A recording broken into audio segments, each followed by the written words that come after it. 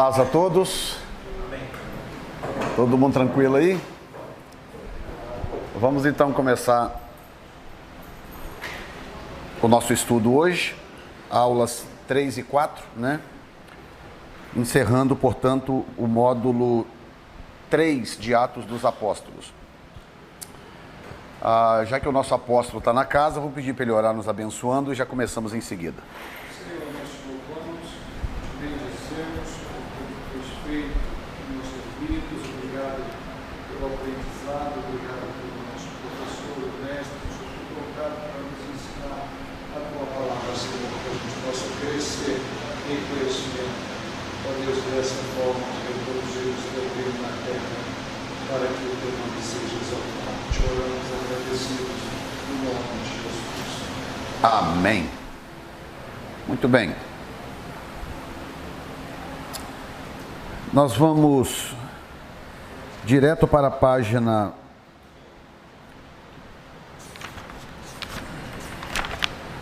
11. E eu quero que você anote 3 textos que eu vou te dar aí, porque nós vamos precisar destacar esses textos. Na verdade, 4 textos.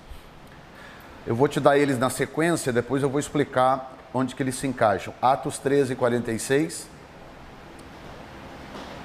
Atos 14, 27. Atos 18, 6. E Atos 28, 28. Muito bem. Na página 11,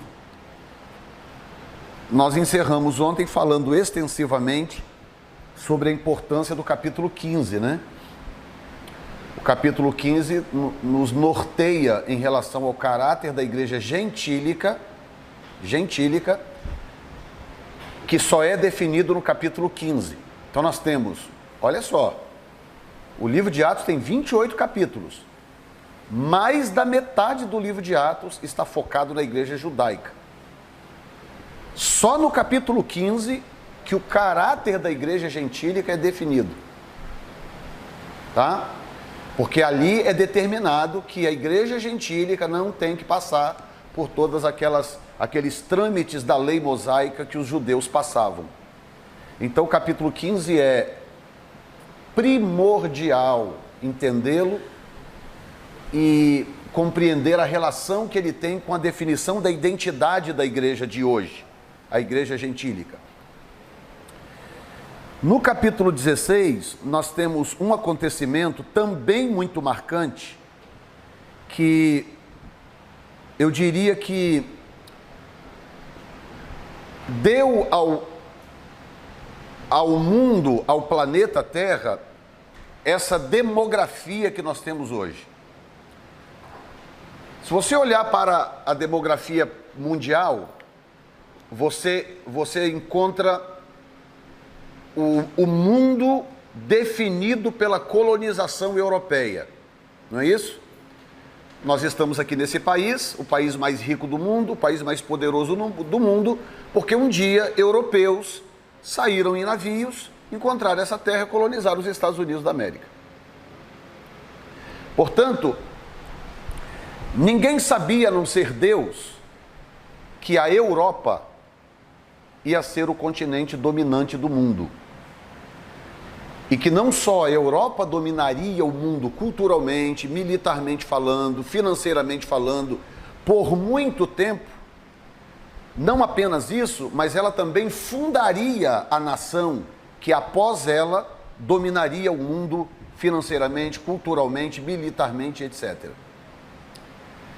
Então, guarde o que eu disse agora para você entender algo que Deus fez com Paulo, ok? No capítulo 16, na sua apostila aqui, o enunciado diz: a continuação da segunda viagem missionária, a chamada à Macedônia, Paulo e Silas em Filipos, perseguição, eles colocados no cárcere, a conversão do carcereiro e Paulo e Silas liberados da prisão. Agora vamos ao texto bíblico que eu quero ler com você a partir do versículo 9. A partir do versículo do versículo 6, na verdade. Atos 16, a partir do verso 6. Diz assim: e passando pela Frígia e pela província da Galácia, foram impedidos pelo Espírito Santo de anunciar a palavra na Ásia. Verso 7. E quando chegaram a Mísia, intentaram ir para a Bitínia, mas o Espírito de Jesus não lhe permitiu. E tendo passado por Mísia, desceram a Troade. E Paulo teve de noite uma visão em que se apresentava um varão da Macedônia e lhe rogava dizendo: passa a Macedônia e ajuda-nos. E logo depois desta visão, procuramos partir para a Macedônia, concluindo que o Senhor nos chamava para lhes anunciar o Evangelho. Ok? Aí ele vai contar, né, parte da viagem. Navegando de Troade, fomos correndo em caminho direito para a Samothrácia e no dia seguinte para Neápolis. E dali para Filipos, que é a primeira cidade desta parte da Macedônia e é uma colônia. E estivemos alguns dias nesta cidade. No dia de sábado, saímos fora das portas para a beira do rio, onde julgávamos haver um lugar para a oração, e assentando-nos falamos às mulheres que ali se ajuntaram. Então ele continua contando a história, que a nossa função aqui não é ler todo o texto. Eu quero desmembrar para você algo que tem nesse texto que aconteceu e que afetou profundamente a história do mundo. Veja bem, como que a mente de Deus funciona. A Ásia sempre foi o continente mais populoso do mundo. Houve uma época que a África competiu com a Ásia muito fortemente, mas a Ásia disparou e tornou-se o continente mais populoso do mundo, sempre foi o continente mais populoso do mundo. Então um evangelista, ele quer estar onde tem gente, certo?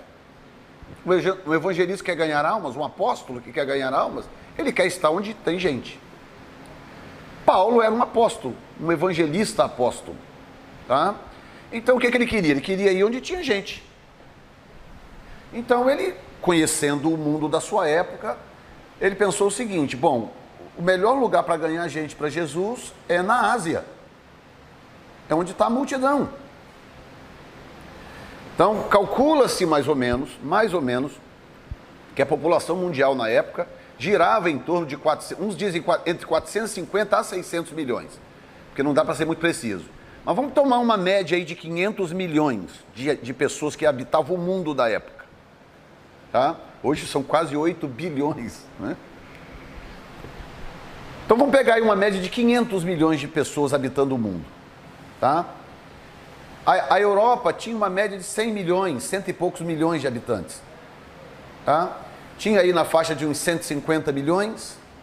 Na África, então nós temos 100 milhões na Europa, em torno de 150 na África. Então nós tínhamos em torno de 250 a 300 milhões de habitantes na Ásia. Nós estamos falando de basicamente o dobro de pessoas que tinha na Europa, estava na Ásia. Paulo, com a cabeça de apóstolo, com a cabeça de evangelista, ele pensou o seguinte: bom, o melhor lugar para expandir o evangelho, para expandir a igreja, já que eu fui chamado para pregar para os gentios, o melhor lugar é a Ásia, que era maior, mais populosa. Então ele organizou a sua viagem missionária para ir para a Ásia. Por isso que o texto diz: passando pela Frígia e pela província da Galácia, foram impedidos. Porque se você olhar no mapa, você vai ver que Frígia, Panfilha, Galácia, quando ele diz um pouco aqui, tentaram ir para a Bitínia. Depois você olha no mapa e você vê a explicação que eu vou dar agora. Tudo isso era a porta de entrada para a Ásia. Tá? Israel está aqui, a Europa está aqui, aqui está o mar Mediterrâneo em relação a mim, para vocês seria o oposto, né? Aqui está o mar Mediterrâneo, a Ásia está por lá de cá. Então ele sai, ele está aqui na região de Antioquia da Síria. Então ele faz isso porque essa é a porta de entrada para a Ásia. Então aqui está Galácia,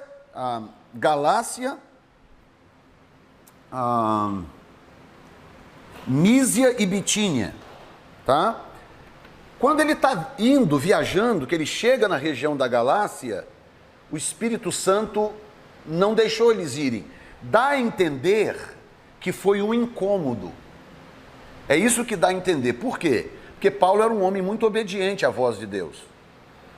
Não parece que o Espírito Santo tenha falado com ele claramente. Não vá para a Ásia. Por quê? Porque em seguida ele insiste.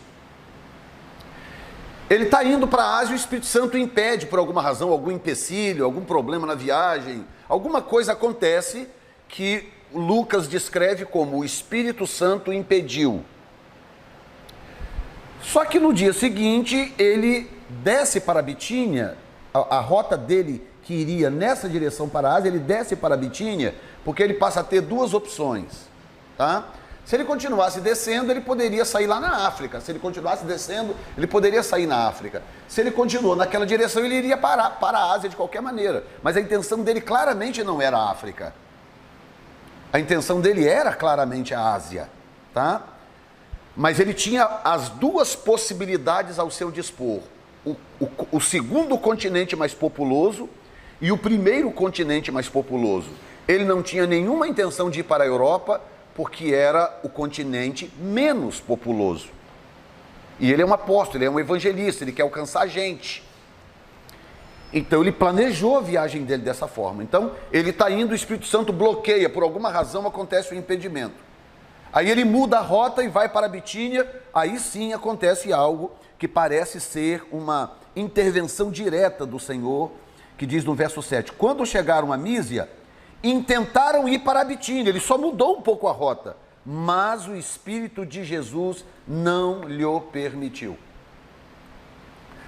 Agora, por que isso é estranho e ao mesmo tempo muito importante para a história da igreja? Quando vocês estudarem, quem for ir para o bacharel, estudar a história da igreja, vai se deparar com o desenrolar do que eu vou dizer agora para vocês. Por que isso é importante? Porque você não consegue compreender a Deus com uma mente natural, porque Deus não tem uma mente natural. Deus tem uma mente sobrenatural. Ele faz coisas que não faz muita lógica para a gente. Tem coisa que Deus faz que não faz sentido para nós. O cara é evangelista, ele quer ganhar almas, ele está tentando ir para o lugar onde tem mais gente, e Deus diz, não, para lá você não vai, eu não quero que você vá para lá. E ele não sabia por quê. Até então ele não sabia. Ele tentou um dia, o Espírito Santo não deixou, no outro dia ele tentou de novo, o Espírito Santo barrou, mas ele não sabia por quê. Ele só ia descobrir na noite seguinte. Quando chega a noite seguinte, ele tem um sonho, e no sonho ele tem a visão de um macedônio, um grego. E esse macedônio fala para ele, olha, vem para o lado de cá, passa a Macedônia, vem para o lado de cá, ou seja, venha para o lado da Europa, passa a Macedônia e ajuda-nos. Aí ele deixa o caminho que ele tinha planejado e ele volta então, e ele sobe em direção à Macedônia. A Grécia, né, o final que hoje a Turquia, ela é parte da União Europeia, embora ela não seja oficialmente parte do bloco europeu. Então a Grécia fica sendo a porta de entrada da Europa. A porta de entrada. Ele chega na Europa, prega, planta uma igreja, nasce a igreja de Filipos. Nós temos hoje a carta aos Filipenses, por causa dessa viagem de Paulo à Macedônia. E ele chega lá, planta o evangelho, planta uma igreja, e o evangelho começa dali a ramificar, de tal maneira que futuramente ele tem que escrever uma carta para irmãos convertidos em Roma, uma igreja que ele não plantou. Ele não plantou aquela igreja.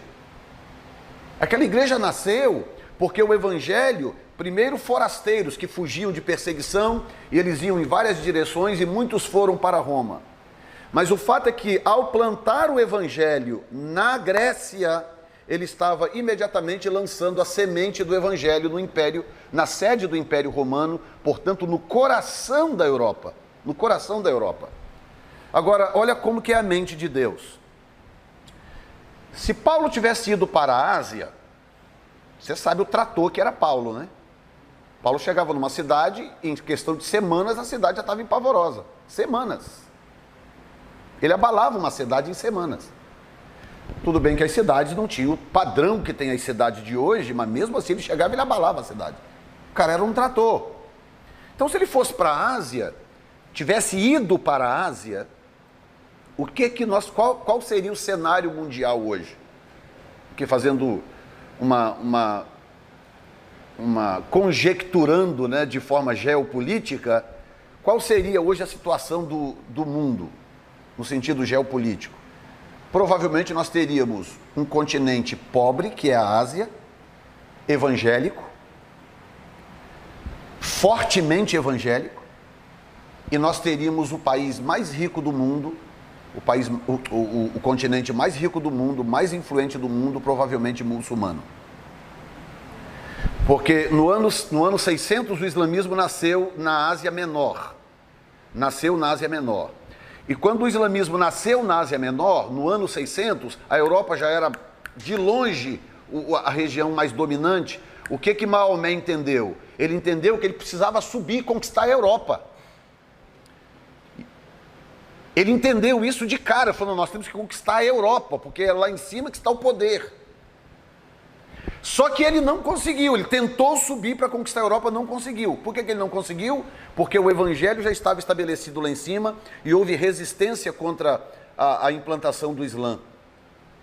E quando eles perceberam, Maomé e os seus sucessores perceberam que a resistência era muito grande na Europa, então ele se concentrou na Ásia Menor e fez incursões em direção à Ásia e em direção à África. Então, se Jesus tivesse deixado Paulo ir para a Ásia, se ele batesse na Ásia e encontrasse aquela multidão de gente, cidades imensas, muita gente, ele nunca mais voltava, era o sonho do evangelista, nunca mais ele voltaria. Ele ia plantar igreja naquela Ásia toda. Hoje nós teríamos aí a China evangélica, boa parte da China evangélica, teríamos aí países, quem sabe a própria Rússia, né? Um bom pedaço da Rússia hoje seria evangélico. Pastor, não seria bom? Não é que não seria bom, mas eu quero que você entenda como Deus pensa. Deus pensou o seguinte, não, o continente dominante será a Europa. É a Europa que vai colonizar o resto do mundo. Então eu quero o evangelho na Europa. Eu sacrifico a Ásia por agora, eu sacrifico a Europa por agora, mas eu planto o evangelho na Europa porque é a Europa que vai influenciar os outros continentes. Então, hoje nós temos os Estados Unidos da América, porque foi literalmente assim, né? A Europa perdeu a primazia para o filho, que é os Estados Unidos da América. Então foi uma transição até que meio que natural. Sendo assim, o destino da Bíblia, guess what? O destino da Bíblia foi decidido na Europa, na Inglaterra, para ser mais preciso. Não vou exigir que vocês lembrem agora da primeira aula, da primeira matéria, bibliologia. Nós mostramos aqui que o destino da Bíblia foi decidido na Europa. Esse ato de Deus aqui era um ato pensado, Deus sabia exatamente o que estava fazendo. Pessoas deram a vida para traduzir a Bíblia para o inglês, Deus sabia que o inglês ia ser a língua dominante, sabia de tudo isto. Eu posso tirar um exemplo daqui, fortíssimo, posso, e eu não posso perder essa chance, como professor hoje. Toda vez que nós desobedecemos a Deus, em coisas que parecem bobas, Deus diz algo, a gente teima. Deus fala algo, a gente insiste em outro.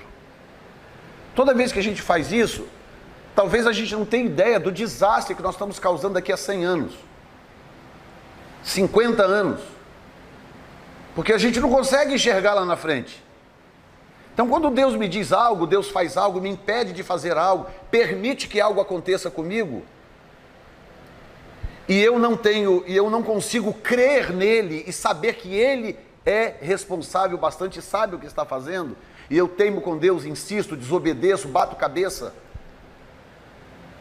eu posso estar gerando um problema lá na frente que eu não tenho a menor ideia do tamanho do problema. Domingo eu estava falando na igreja sobre aquela menina que foi levada cativa, capítulos 5 de 1 Reis, a menina que foi levada cativa de Israel. Houve uma guerra entre a Síria e Israel, e no meio daquela guerra uma menina, a palavra hebraica usada lá diz que era uma menina mesmo, uma menina talvez, sei lá, 12, 13 anos, uma menininha, foi levada cativa como despojo de guerra, certamente dentre outras coisas, e talvez dentre outros, uma menina, o texto diz, uma menina foi levada da terra de Israel. Agora você imagina a revolta desses pais, pensa bem, bispo, acontece uma guerra, no meio daquela guerra, a sua filhinha de 12, 13 anos é levada como despojo de guerra, levada cativa. Pensa bem na revolta desses pais. Pensa bem o quanto o diabo buzinou no ouvido dessas pessoas aí, tá vendo? Se Deus te amasse, não teria deixado isso acontecer. Levar a sua menina. O que os pais não sabiam, o que Israel não sabia, o rei não sabia, ninguém sabia, é que na verdade Deus tinha um plano. Deus estava plantando aquela menina dentro da casa do comandante do exército do rei da Síria. Aquela menina era um cavalo de Troia divino. Deus estava plantando aquela menina dentro da casa de Naamã. Então, as circunstâncias diziam uma coisa, mas por detrás daquelas cortinas, Deus tinha um outro plano. Aí acontece uma coisa curiosa, se você ler dali para frente, do capítulo 5 para frente, até o capítulo 5, Israel havia perdido uma batalha para a Síria. Resultado disso, a menina foi cativa, dentre outras coisas. Ok. O fato dessa menina ter ido cativa, o fato dela ter falado para Naamã que tinha um profeta em Israel que podia curá-lo da lepra, e Naamã ter ido lá e ter sido curado da lepra e ter se convertido, as 3 guerras seguintes entre Israel e Síria, Deus deu livramento tanto para Israel, porque houve intervenção direta de Deus, como também deu livramento para a Síria, porque o texto diz no capítulo 5 que Naamã, homem valoroso, tarararará, porém leproso, homem valoroso, porque por ele o Senhor deu livramento aos sírios. Então, olha a engenharia de Deus, olha o que Deus fez. Numa coisa que parecia ser um caos, uma guerra, e leva uma menina de 13 anos cativa. Olha a engenharia de Deus, gente. E nós estamos diante de uma cena aqui agora que, humanamente falando, se nós estivéssemos lá no dia, nós não entenderíamos. Talvez murmuraríamos. E aí você entende agora por quê? Eu falei ontem, né? Por que Deus não pode nos explicar tudo? Senhor, é agora que o Senhor vai restaurar o reino a Israel? Aí Jesus falou assim, não é problema seu. Não vos compete saber o tempo e as épocas que o Senhor estabeleceu, que o Pai estabeleceu pelo seu próprio domínio. Por que ele deu essa resposta? Porque ele não podia explicar para eles. Não podia. No caso de Paulo, Paulo fez uma história extraordinária por causa da sua capacidade de obedecer a Deus. Então, o Espírito Santo bloqueou ele, aconteceu algo, ele tentou de novo, o Espírito Santo bloqueou, ele não insistiu mais. Aí ele tem a visão, o cara chama ele para Macedônia, ele vai embora para Macedônia. E ele vai plantar o evangelho na Ásia. Quando ele planta esse evangelho na Ásia, a semente é lançada no continente dominante. Ele não sabia, mas Deus já sabia que o Islã ia nascer alguns anos depois. Cerca de 500 e poucos anos depois, o Islã ia nascer. O Islã ia varrer aquela região, varrer. Literalmente. Parece incrível o que eu vou te dizer. Sabe qual foi a única igreja de todas que Paulo plantou? Sabe qual foi a única igreja que sobreviveu à varredura do Islã? Guess what? A igreja de Filipos. Todas as igrejas que Paulo plantou na Ásia Menor, todas, sem exceção, chegou no ano 600, o islamismo cresceu, porque religião na época no fim do Império Romano, até o final do Império Romano, religião e Estado eram separados. Não havia uma integração íntima entre religião e Estado. Quando Roma ruiu, o Islã já estava em evidência desde o ano 612. Quando chegou em 1543, quando Constantinopla caiu de vez, que era a sede do Império Romano na época, o Império Islâmico, que já era um império, se unificou e se tornou um império mundial, que até então eles eram tribos nômades islâmicas. Eles se uniram, elegeram o imperador e nasceu o Império Otomano. Esse império, o Império Otomano, foi o primeiro império da história que Estado e religião eram a mesma coisa. Sendo assim, tentar praticar qualquer tipo de religião dentro do Império Otomano, que era fora a Europa, eles só não conseguiram dominar a Europa, fora a Europa eles dominaram a Ásia, dominaram todo o norte da África e dominaram toda a Ásia Menor.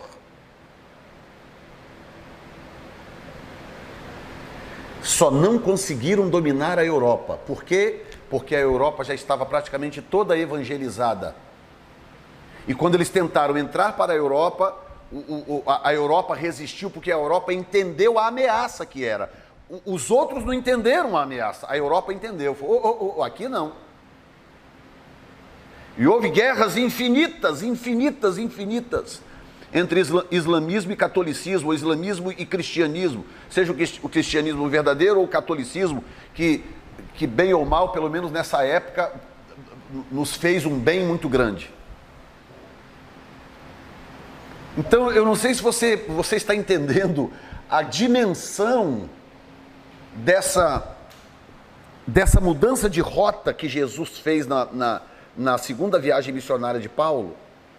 A primeira está no capítulo 13, né? Aqui nós já estamos na parte da segunda viagem missionária de Paulo.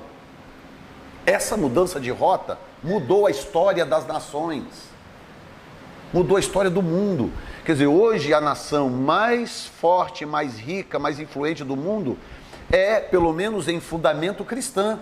O Obama tentou desfazer isso, porque o Obama era um cavalo de Troia islâmico na América, né? Para quem não sabia. O Obama foi o primeiro presidente dos Estados Unidos a chegar publicamente e dizer: os Estados Unidos da América não é uma nação evangélica, uma nação cristã. Está aí no YouTube para quem quiser achar. Primeiro presidente da história dos Estados Unidos a chegar publicamente e negar o cristianismo como sendo a base da fé americana. Por que ele fez isso? Ele fez isso porque havia uma agenda por detrás de tudo aquilo. Para você ter uma ideia, um dos advisors do Obama, um dos conselheiros do Obama, era representante do Muslim Brotherhood, uma organização islâmica egípcia. Era conselheiro do Obama dentro da Casa Branca. Esse Islamic Brotherhood, até o Obama assumir a presidência, era considerada uma organização terrorista. Quem tirou da lista foi o Obama. Só que eles não contavam que Deus tinha um plano e que Deus ia colocar esse maluco do Trump lá. Malucão, meio doido, fala besteira? É, mas se Deus não colocasse esse homem lá, os Estados Unidos hoje seria uma nação completamente diferente do que nós conhecemos quando nós chegamos aqui. Completamente diferente. O Obama assumiu, falou: não, gente, agora é o seguinte, os Estados Unidos é sim uma nação cristã. Ele começou a desfazer tudo que o Obama fez. Os Estados Unidos é sim uma nação cristã. Outra coisa, todo mundo pode voltar a falar Merry Christmas. Vocês perceberam que durante os 2 mandatos do Obama não se falava Merry Christmas nos Estados Unidos da América, nem na televisão, nem no rádio. A mídia não falava Merry Christmas aqui. Alguém percebeu isso ou não? Eles trocaram Merry Christmas, que é Feliz Natal, por Season's Greetings. Então você chegava nas lojas e tal, ao invés de Merry Christmas, tinha Season Greetings, saudações da estação, que não significa absolutamente nada. Por quê? Porque eles foram gradativamente descaracterizando a nação como cristã, preparando a nação para uma invasão islâmica. Até o início do primeiro mandato do Obama, tinha 100 e poucos mil islâmicos nos Estados Unidos. No final do seu mandato, tinha mais de 6 milhões. Você não sabe de uma informação que eu vou te dar, mas cerca de 20, 25% do estado de Minnesota é islâmico. Sabia disso? O estado de Minnesota elegeu a primeira representante islâmica da história dos Estados Unidos da América.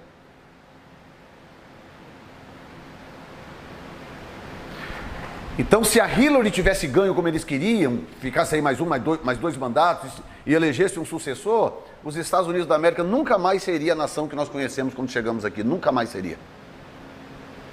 Nós teríamos perdido já uma série de liberdades, uma série de direitos, e sem perceber, porque o diabo tinha uma agenda. O que eles não sabiam é que Deus tinha outra. E que a agenda de Deus sempre prevalece, amém? O Trump vai ser reeleito. Eu sei que ele está sendo duro com os imigrantes, ele está sendo duro mesmo, eu sei disso, eu tenho orado por ele, eu tenho orado por essa situação.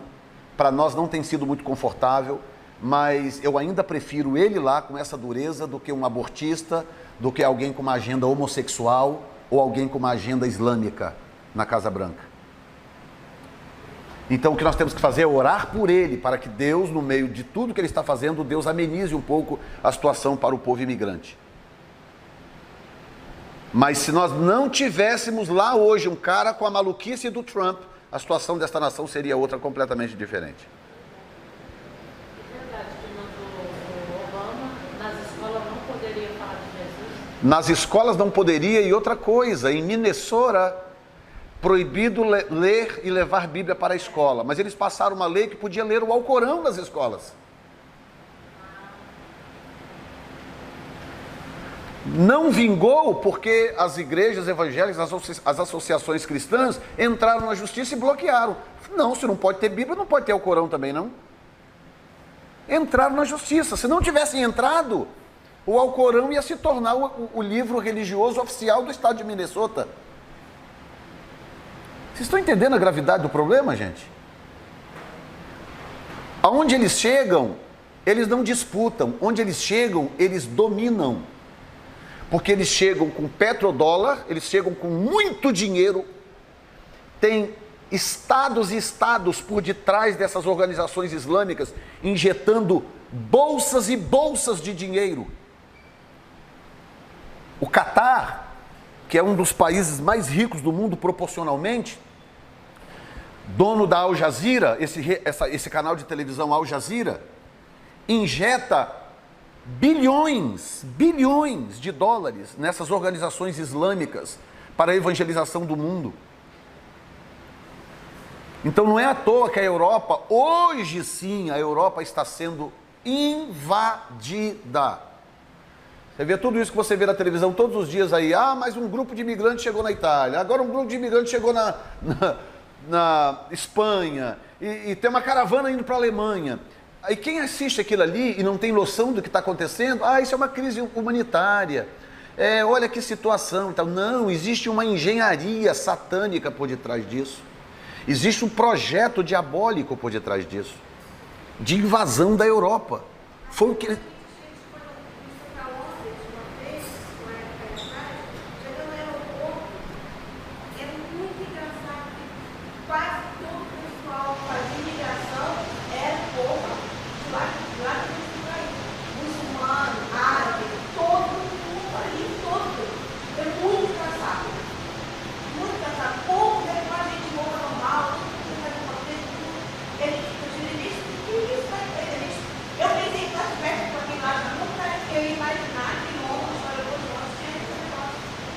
Já pensou? Agora... Chega a dar medo, né? Parece que é algo O prefeito de Londres é muçulmano, e isso aí não é o pior. O pior é que há bairros em Londres onde as cortes britânicas foram fechadas, porque a lei lá é a Sharia. A lei lá é islâmica. Quando acontece qualquer coisa lá, a pessoa vai para a corte islâmica, porque o bairro é completamente muçulmano. Então eles fecharam as cortes britânicas. Essas coisas não aconteceram da noite para o dia. Isso não aconteceu por acaso. Isso é um projeto de invasão. O diabo já tinha esse projeto lá atrás. Deus não deixou porque Deus precisava que a semente do evangelho vingasse na Europa. Porque Deus sabia que o destino da Bíblia ia ser decidido na Europa. E Deus sabia que a Europa ia colonizar o resto do mundo, não colonizado. Dessa forma, Deus então conseguiu equilibrar a situação para que o cristianismo alcançasse as áreas que Deus precisava que alcançasse, para que uma nação como os Estados Unidos da América hoje fosse uma nação de base cristã. Você já pensou se os Estados Unidos da América, com esse poderio todo, fosse islâmico? Islâmico, gente.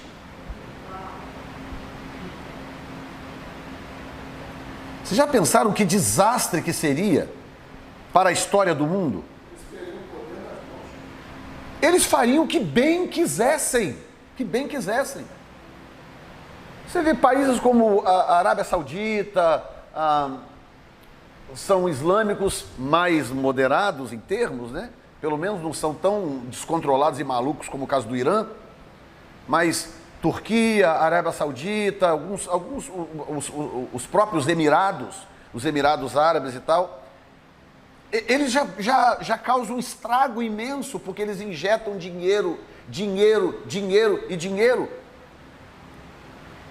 Por exemplo, a Globo, a Rede Globo de televisão, ela é subsidiada, ela é financiada pelo Catar. Se a Globo não recebesse dinheiro de fora, agora com a presidência do Bolsonaro, a Globo ia falir. Porque o Bolsonaro foi lá e cortou todas as, desculpa aqui a expressão, as tetinhas todas que a Globo mamava do governo, o Bolsonaro foi lá e cortou tudo. Eles não fecham as portas porque tem financiamento de fora. Toda vez que a Globo... Você acha que é à toa, gente, que tem uma novela agora na Globo em andamento, ou acabou, não sei, de apologia ao islamismo? Uma novela no horário nobre da Globo de apologia ao islamismo? Então, se as pessoas não têm noção de geopolítica, o que está acontecendo mundialmente falando, olha para aquilo ali e acha que aquilo ali é um caso isolado, uma situação. Não, aquilo ali está sendo sustentado. Eu vou bancar, mas eu quero que você comece a promover essa ideologia. Pode falar, meu apóstolo. Eles não eram chamados para discussões religiosas no Brasil. Agora estão sendo chamados. Agora estão sendo convocados para dar a opinião deles sobre as questões junto à CNBB, dos bispos da Igreja Católica. Eles estão fazendo uma aliança tão grande, e o que eles fazem aqui, eles estão querendo fazer agora, começar por São Paulo, que é pegar os jovens, como eles fazem aqui, os jovens do high school, eles bancam.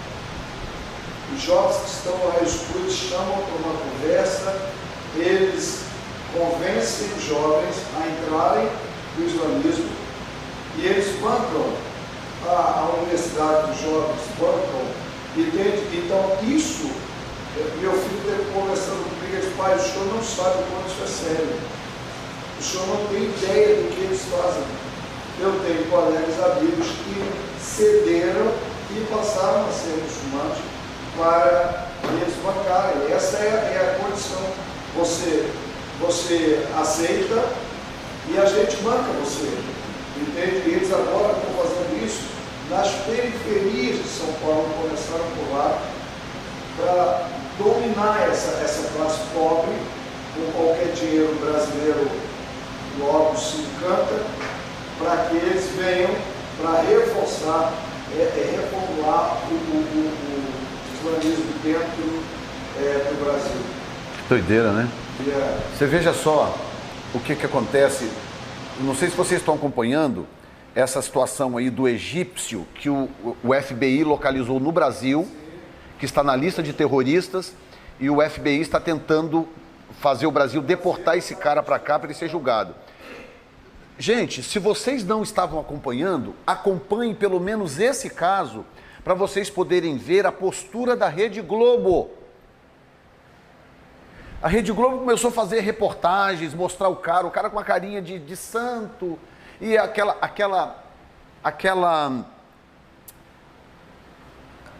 reportagem com uma característica de apologia, de defesa. Assistam para vocês entenderem o que eu estou falando. Vocês acham... Vitimizando o cara. Vocês acham que o FBI iria emitir uma alerta internacional se eles não tivessem certeza que aquele cara ali é um terrorista, gente? Come on!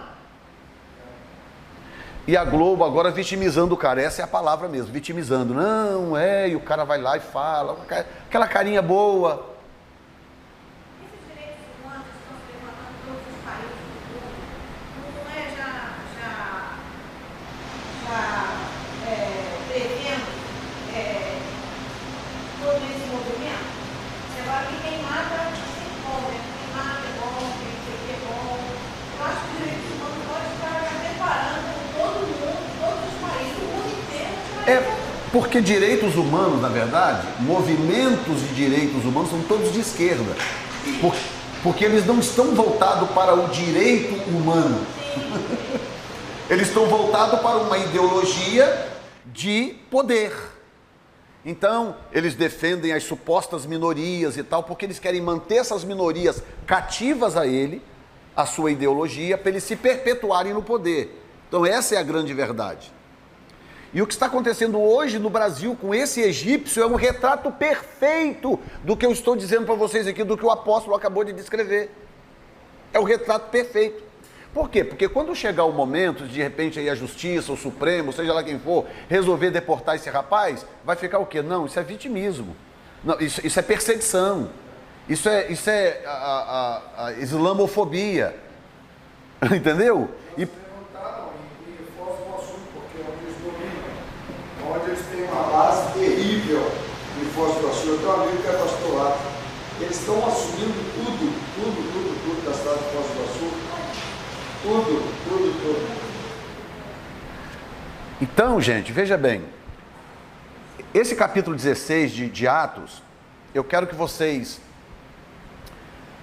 entendam ou sejam gratos a Deus, primeiro pela vida de Paulo, né? Paulo, por isso que eu digo, né? Paulo foi, talvez, não sei se a gente pode ter um personagem preferido na Bíblia, mas o meu seria Paulo.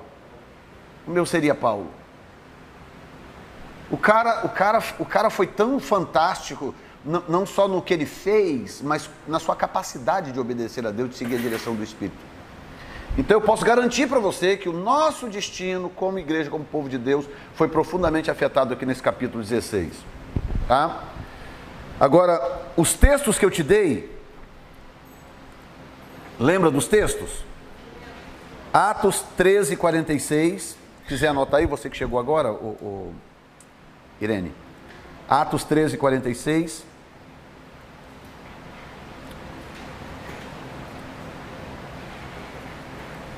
Anota num cantinho aí.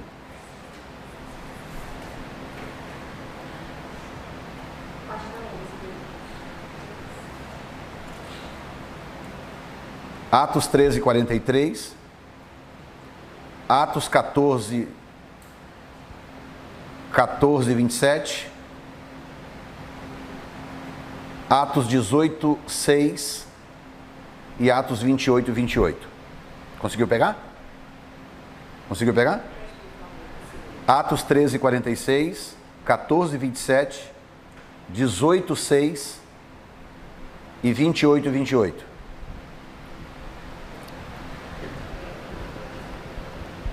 Então vamos fazer o seguinte.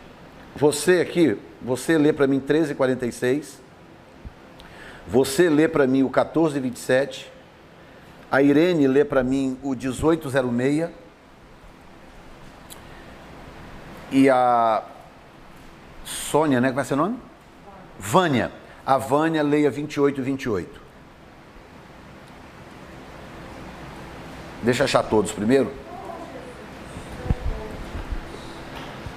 Eu quero que vocês leiam alto, tá, gente? Para ver se sai na gravação aí. Vamos começar com 13:46. Pode ler.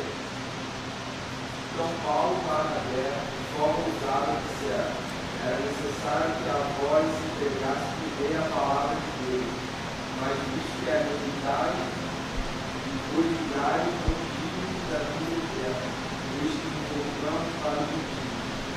14:27. Ali chegados, reuni na igreja, relataram quantas coisas fizera Deus com eles e como abrira aos gentios a porta da fé. 18:06. Opondo-se eles e lançando maldições, Paulo sacudiu a roupa e lhe disse: caia sobre a cabeça de vocês o seu próprio sangue. Estou livre da minha responsabilidade, e agora em diante irei para os gentios. 28:28. Seja vós, pois notório. Mais alto. Seja vós, pois notório que esta salvação de Deus é enviada aos gentios, e eles ouvirão. Ok. Esses 4 textos são importantes por quê? Porque eles mostram claramente, principalmente o 18:06, mostra claramente o momento em que, lembra de Romanos 1:16? Não me envergonho do Evangelho de Cristo, porque ele é o poder de Deus para a salvação de todo aquele que crê, primeiro do judeu, depois do grego, ou gentio, que as palavras são correlatas. Então esse primeiro do judeu significa que existe um espaço de tempo dedicado ao povo judeu como prioridade. O povo judeu tem prioridade divina. Então Jesus veio, pregou para Israel, Israel rejeitou. Ele mandou seus apóstolos pregarem para Israel e ele deu um espaço de tempo. Então, entende-se, o texto nos dá a pista que esse espaço de tempo venceu em Atos 18:6. Que é o momento em que Paulo, ele já tinha passado por isso no capítulo 13. Lembra disso? Capítulo 13, que ele leu ali, 13:46. Paulo já tinha tido uma decepção e disse: olha, quer saber de uma coisa? Eu vou para os gentios agora. Só que ele não parou de pregar aos judeus, de ir às sinagogas judaicas, etc. No capítulo 16 ele teve uma outra decepção. Quando chega no capítulo 18 ele tem uma terceira decepção. Nessa decepção do capítulo 18 ele diz assim: ok, basta. Daqui para frente agora eu não quero mais nada com vocês. Que o sangue de vocês caia sobre vocês mesmos. Daqui para frente eu estou indo para os gentios. Então esse é o momento em que Paulo passa a dedicar toda a sua vida a evangelizar o povo gentio. É daí para frente que ele se auto-intitula apóstolo dos gentios. Então nós temos Atos do capítulo 1 ao final do capítulo 9, nós temos uma igreja 100% judaica. No capítulo 10 nós temos a inserção dos gentios, No capítulo 15 nós temos o reconhecimento de que a igreja gentílica era diferente da igreja judaica. E nós temos a identidade da igreja gentílica definida no capítulo 15. Quando chega no capítulo 18, nós temos a definição em Paulo, no coração dele, de que aquele era o momento em que o apostolado gentílico dele era realmente confirmado e que ele não tinha nenhuma relação mais com o povo judeu em termos de responsabilidade de pregar o evangelho. Então esse, não me envergonhe do evangelho de Cristo, primeiro do judeu. Então o judeu teve até o capítulo 18. Quantos capítulos tem o livro de Atos? 28. Até o capítulo 18. O povo insistiu com Israel, insistiu com Israel, insistiu com Israel. Quando chegou no 18, Paulo falou, no more. E depois de quanto tempo mais ou menos, O capítulo 18 é o início da terceira viagem missionária dele. Terceira viagem missionária. Então acredita-se que ele tenha gasto aí em torno de, deixa eu ver, um ano e meio em Corinto, 2 anos e meio em Éfeso. Ele gastou aí em torno de, entre a primeira e a segunda viagem missionária, ele gastou em torno de 4 anos, mais ou menos. Então, a terceira viagem missionária, mais ou menos uns 6, 7 anos depois. Um período aí de 6 a 8 anos, mais ou menos. para ele começar, abandonar o... Das suas viagens, né? Mas se você contar desde o começo do livro de Atos, com toda a revolução de Jerusalém, os apóstolos pregando, você adiciona aí mais, sei lá, 2, 3 anos. Então nós estamos falando aí de quase que uma década, gente. Nós estamos falando de quase uma década que Deus fez com que o seu povo focasse no povo judeu. Focasse. Não é uma coisa da noite para o dia, não. Anos e anos insistindo, pelejando. Eles viajavam, Paulo viajava. Até esse momento aí do capítulo 18, toda vez que Paulo viajava, depois eu sugiro que vocês leiam o livro de Atos todo. Já que você está estudando o livro de Atos, como nós estamos, e você já percebeu que a minha função aqui não é ler o livro de Atos para você, né? Não é essa a minha função. A minha função é mostrar para você as coisas que você não veria sozinho no livro de Atos. Agora, você tem que ler em casa o livro de Atos. Pegar o livro, sentar numa cadeira, desliga a televisão, pega do capítulo 1 e leia até o último. Leia o livro, para você ter essa visão panorâmica que eu tenho, por exemplo. Que o apóstolo tem, ou qualquer outro pregador, um certo tempo de casa tem, né? Para você poder entender o que eu estou falando. Paulo chegava no lugar, o primeiro lugar que ele ia era uma sinagoga. Ele viajava, chegava na cidade, o primeiro lugar que ele procurava era uma sinagoga, para pregar o evangelho. Sim e não.